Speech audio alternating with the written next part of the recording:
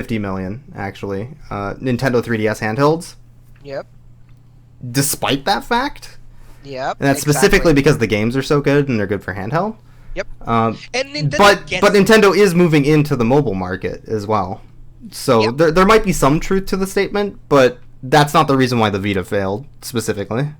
Well, that's the whole point, Yeah. right? So they are moving into the mobile market, but they already established that the 3DS or whatever portable console they come up in the future Yeah. is not going to go away because there is a market for that. And the fact that we have games like Pokemon, Mhm. I fucking love Pokemon. You know that Pikachu's my Oh, yeah, friend yeah. right next to my picture, and they already said Pokemon is never going to come. Through Pokemon sequel will never come to the mobile. We're gonna have spin-offs such as Pokemon Shuffle and Pokemon Go and all that. But the true Pokemon experience, the colored versions or whatever, gem versions or whatever you want to call them, they're only exclusively going to an actual gaming console, Nintendo portable game. And that's I think I'm it's the I'm sorry, I perfect can't hear you over comparison. this Pokemon Shuffle. Oh, playing Pokemon Shuffle. All right, anyway. It's a fucking great game. It's Bejeweled, but As far as Bejeweled games go, this is Yeah. one that has microtransactions, that's for sure. yeah, no, that sucks. Um, But that's the whole yeah. point. So you can marry the differences because mobile gaming, when I'm in my playing on my phone, I want to Yeah. play stuff that are quick, straight to the point, and I can turn it off at the click of the button because I don't want it to waste my battery life for my phone. Meanwhile, when I turn my 3DS on, I want an actual Sit down game and play. experience. Yeah. So there is different method. The problem with the Vita is that it never made up its fucking mind. Who was it for? Was it for hardcore gamers? Was it for the casual gamers? Who was the Vita for? That was never established. And then they just dropped the ball and just stopped making good games. And that console, and need me say, it is a great console. It is a great piece of hardware. I'm not doubting that. The problem lies behind that was the type of backup that it had, which was that console exists today purely because of indie games. No, I agree. Yeah, I don't feel like the Vita. I don't feel like Sony did a very good job on the Vita at all. I don't believe it's truthful to blame it completely on the mobile market. And yeah, I also think Nintendo's moving in the right direction. I also have you played Pokemon Shuffle? Just out of curiosity. Of course, You I have So poured hours into that. I actually feel okay with Nintendo being involved in the microtransaction or transaction market, specifically because they actually seem to care about how much money kids are spending on that, and they put limits on it and such, like a lot of developers haven't. Yeah. For instance, Roller Coaster Tycoon on mobile is a gigantic money sink of shit. Yeah. But this, they put a limit of 150 a week. Yeah. Total for a kid under Yeah. I think 18. If as long as you're under 18, you need to have there's a limit of how much you can spend. And there's also requirements needed before you can even add any sort of money to it, period. Yeah. So Nintendo's done their homework a bit on trying to prevent those giant microtransaction nightmares that have happened elsewhere on the mobile game market, and I'm okay with that. I still feel like 150 is a little high for a kid. 150, especially for like a little mobile Bejeweled game. That's basically someone's paycheck, weekly paycheck. But at least they're doing something. Yeah. Nintendo's really been good about, like you just said, study and make sure that they do their crap correctly, and they just don't. Well, you can question a lot of crap that they do, for sure. But when it comes to internet, they're pretty close to the chest and pretty careful for what they do. So kudos to them on that. But going back to the whole Vita thing, so we can definitely expect that there's not going to be a Vita 2 or whatever they call it. Do you think Sony will just get out of the handheld market? I think they do. I think they might. They've had a lot of failures.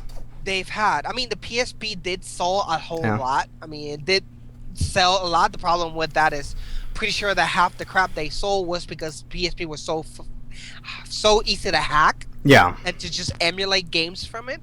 So that's why. But I think that they might get out of the portable gaming business to get into the VR business, which with the PlayStation VR coming up, it's basically what I think they're going to be able to do is going to say, hey, we're not going to work on the PlayStation Portable right now because there's no money on that right now. Let's then focus on the new stuff, the new hype, which is VR. And I think that's their strategy for next year. Cool. Actually, I think we have two more quick things we wanted to talk about. So, for anybody who doesn't know, since this is our second show, Miguel here is an expert. Oh yeah. He is our podcast intelligence That wall plastic model that wall over there master. All So he is our amiibo fiend, I guess is the what I'm going to call him. And apparently there's some new amiibos coming out. If you want to talk about them. Yes, amiibos. So before talking about the new ones, I like to call everyone who is actually collecting amiibos that good news. Nintendo is gonna go ahead and restock on 5 of the old classic ones from the earlier how do you call that when they throw them out? The shipment, yeah. Yeah, so Sure. Little Mac, Greninja, Shulk, Lucario, and Fox and Captain Falcon are all going to be restocked. So that's going to be fun. For those who haven't been able to collect those, that's your chance of getting your hands on them. But in the new section, and there's Mr. Resetti, which is freaking awesome. Yeah. 4 new Animal Crossing ones are going to come out. All of them adorable as hell. Mr. Resetti, you got Celeste, and you have looks like Blathers and Kicks. no, Blathers is. Oh god. Rip Skype. Alright, I'll see if I can get him back in. He might need to figure out his Skype issues next time. Let's see if I can bring him back in. But yeah, there's 4 new amiibos. Blathers, Celeste, Rossetti, and Kix apparently are all included for Amiibo Festival, which is a new Animal Crossing game that's coming out for free. And you can purchase them all in one big pack, it looks like, although it looks pretty expensive. I think it's like $50 for the pack of 4. I'm not sure if that's normal for amiibos, but they are definitely cute. And if you're into Animal Crossing, these are pretty cool little figures. Even if you don't play the Wii U or have any use for the amiibos themselves, it still seems kind of cool. I think we got him back. Hello? Nope, still gone. Well, anyway, we will figure it out. Nice. What's wrong with Skype? I don't know, man. You might have to change your settings. I'm back. Okay. You might have some setting issues with your connection or something for Skype. Yeah, that sucks. I'm sorry, folks, for this. This is our first episode doing through Skype. So hopefully we'll fix whatever issues are going on here for the next episode, and we don't have any more interruptions. So pardon us for this time. Yeah. So where did I left off? I already talked about the 4 amiibos and the cost. Okay, great. Around $50. Mentioned them and showed them off while I was waiting. So. Yeah, no, that's perfect. Looks like it'll be out November 21st though in Japan. Yep. And then we won't get it until December 17th for the US. Yep. Yeah. Any of these amiibos that you're interested in? Me? I'm not a big... I haven't actually played a lot of Animal Crossing, to be honest. But they are really cute. So I was just mentioning even if you just like Animal Crossing and don't really care that much about the amiibos, these are still really cute. Yep, definitely. So, I don't know. I guess I would take the fox guy with the cap. Looks like a paper boy. Or is it a skunk? It looks like a skunk.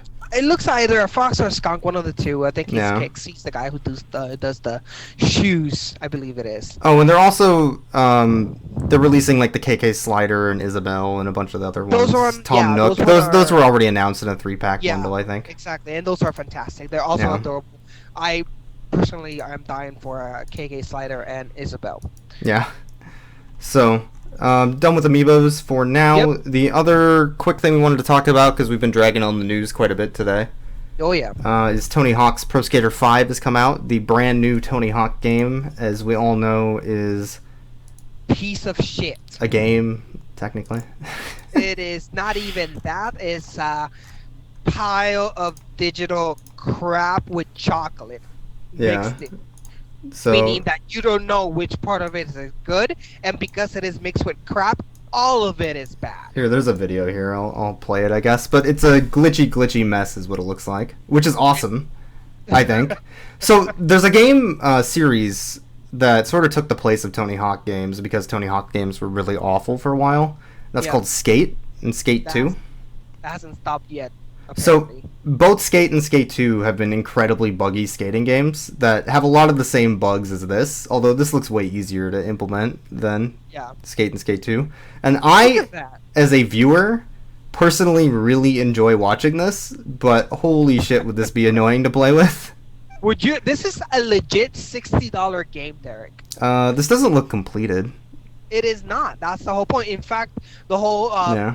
joke into it is that the day one update is larger than the game. This video. So there was a joke running on the IGN forums. It Yeah. was pretty funny. Was saying, "Hey, how do you like this? How did you like buying this update with a day one game in it?" Because Yeah, the update with a was day one bigger game. than the game. It was just Yeah. hilarious. I don't know how they release a game that's this incomplete. It looks like the entire collision detection is just all fucked. Which is the whole point of the game. You can't have Tony Hawk Pro Skating with a collision or physics system that doesn't work because the whole Yeah. game is based on that. This is wonderful. I don't know what the problem is with this game. This looks great. Are you seeing this? This looks really fun. You want to pay $60 for that piece of shit? I'd have someone else pay $60 so I could play it. Does that count? So Streaming this game would be hilarious, actually. yeah, I think it would be really fun to stream it. But no, I obviously bypassed Tony Hawk. It is not what it used to be. Oh, definitely not what it used to be. No. For sure. So I think that's all we had to talk about here for news today. So we'll Yep. go ahead and move on from that extremely long discussion. So we're moving on to new shit, is what we're calling the segment instead of new business. Talking about any games that we've been playing recently or any new things we've been wanting to talk about. So you went first last time, so I guess I'll go first this time. The new game I have currently been working on and actually finished is called Dropsy. It is a point-and-click adventure game about a horror murder clown who is actually incredibly lovable and friendly. Oh, wow, okay. And one of the main things you do in the game is hug things to complete puzzles. That's like fantastic. like telling people you're not a vampire and that type of okay. thing. And here, I'll get a quick screenshot up. But Dropsy it's just like an old school point-and-click, like the old LucasArts games. Yeah. And it plays almost exactly like that. The interesting thing about it is that there is no dialogue in the game. Period. No. So every single thing that you can read is unreadable nonsense. And every single time someone says anything, it's told in little image boxes. So you have to sort of convey the language from people that are talking to you and how to complete your puzzles. So some of the game is just trying to figure out what the puzzle even is a little bit, which I actually kind of found fun. So Dropsy is maybe about a 5 to 6 hour game, maybe longer if Okay. you've never really played point and clicks before. Okay. But if you have a knowledgeable know-how about old point and clicks like I do, it was a little bit quicker. And what system is this for? It's on PC, Okay. and I believe did it get released on PC, Mac, Linux, Android, and iOS. So you can also get it on your okay. iPhone. And yeah, it's a really good point and click. It's fantastic. The ending was great. I love the art style. It's one of the most heartwarming games about a horror murder clown I've ever played. So I can dig it. I don't want to give away So any of the it's basically story. It in game version, but not as scary. It's not even a horror game. It's more like... So the story of the game is Dropsy the clown lit a cigarette at the circus that his family is living at, and accidentally murdered his mother. So there's this horrible, horrible intro scene, and then he goes through a nightmare sequence as the game starts. So you think like this game is really messed up and weird, and then he wakes up, which it is. And then he wakes up, and the rest of the game is you completing objectives for random people in town who are depressed